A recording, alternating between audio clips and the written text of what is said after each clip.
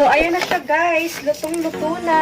Lutong-luto na. Ayan, kulay black na. Tapos na natin maluto yung rice cookie natin. Ito na siya lahat guys. Ayan, kulay black na siya. Ayan. Good morning guys! Welcome back to my YouTube channel, Aisa M Vlog. At kung bago lang po kayo sa channel ko, huwag niyo pong kakalimutan mag-subscribe at mag-like. So for today's my videos guys, ang gagawin ko po ay kung paano po gumawa ng rice cookie or kaping bigas. Nung maliliit pa kami ay ito yung laging ginagawa ng nanay ko, na kapag wala kang pambiling kape ay ginagawa ng nanay ko ay maggawa ng kaping bigas. So gusto ko pong i-share sa inyo kung paano po gumawa ng rice cookie or kaping bigas. Ito po siya guys, naka-prepare na po yung bigas natin. Ganito po siya karami. Ayan. Ganyan po siya karami. Siguro mga kalahating kilo. Pwede to. Ayan. Kaya dinamihan ko na rin guys para kahit araw-araw ay pwede nating gawing kape ito. Kasi kapag marami, mas maganda. Ayan. Babalikan ko kayo guys.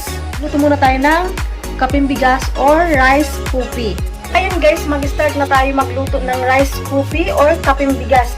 Ang una natin gagawin ay painitin muna natin yung kawali, tapos ilagay natin yung bigas. Una, ilagay natin yung kawali syempre, tapos painitin muna natin yung kawali bago ilagay ang bigas.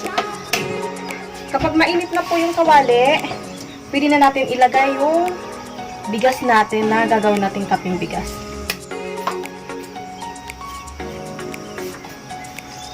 Ayan na nga guys, umuusok na, mainit na ilagay na natin yung bigas. Okay. Haluin lang natin ang haluin ito hanggang sa magkulay black na siya. Kapag black na po siya lahat, ibig sabihin nun ay luto na po siya, pwede natin gawing kape. Haluin pa ulit guys, hanggang siya ay magkulay brown hanggang sa magkulay black. Napakasarap po itong gawing kape. Kung tayo may init guys, haluin siya hanggang sa magkulay brown siya. At kapag luto-luto na siya, ay kulay black na siya. Kulay na. So, yun na, pwede na siyang kape. Yan, haluin lang ng haluin na may kasamang pagmamahal. Masarap siya guys. Ang ginagawa namin nung bata pa kami, kapag itong ginagawa lagi ng nanay namin ng kape, bumibili yung nanay ko ng gatas. Masarap siya haluan ng gatas kapag titimplahin siya. Ayan na guys, mapapansin nyo siya guys. May mga kulay-kulay na siya. Mamaya yan, lahat yan ay kulay black.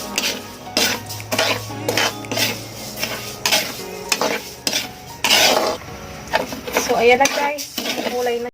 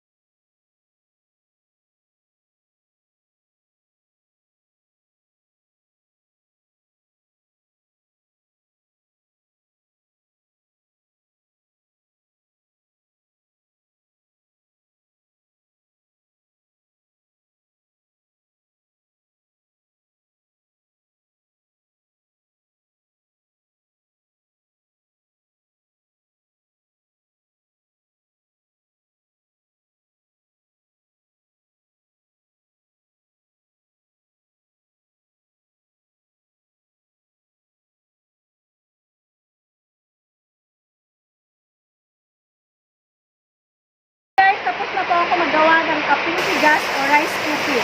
Meron po tayong rice cookie na nilagay sa tea bag at saka meron din sa jar na wala sa tea bag. So, try natin magtimpla kung ano yung pinagkaiba nila dun sa tea bag at saka dun sa walang tea bag na rice cookie. Bali, ito na po yung kinalabasan ng ginawa kong rice cookie, guys. Ito yung sa tea bag na rice cookie or kaping bigas. Ito naman yung rice cookie or kaping bigas na wala sa tea bag. So, magtimpla tayo, guys. Siyempre, lagyan natin siya ng sugar at saka milk. Naka-prepare na rin yung baso natin, yung cup natin, naka-prepare na rin. Bali, dalawang rice cookie ang titimplahin ko. Dito yung isa na may sa tea bag at dito yung isa na walang tea bag na rice cookie. So, let's go, guys!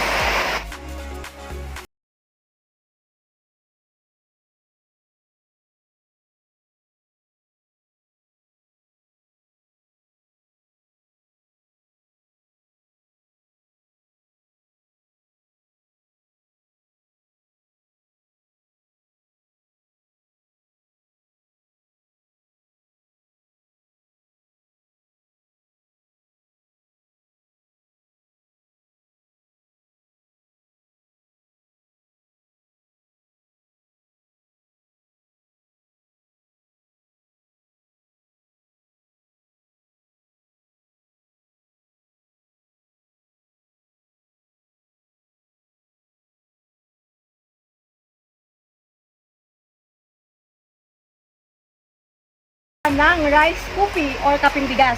Ito yung isa na hindi nakalagay sa tea bag. At ito naman yung isa na nakalagay sa tea bag. Pero nilagyan ko siya ng gatas, guys. Ang pinagkaiba sa kanilang dalawa, yung walang tea bag ay ganyan po siya. Matagal bumaba yung rice cookie niya sa baba. Tapos yung naka-tea bag naman yan. Plain na plain siya, walang kahirap-hirap inumin. Kasi gaganyan mo lang yung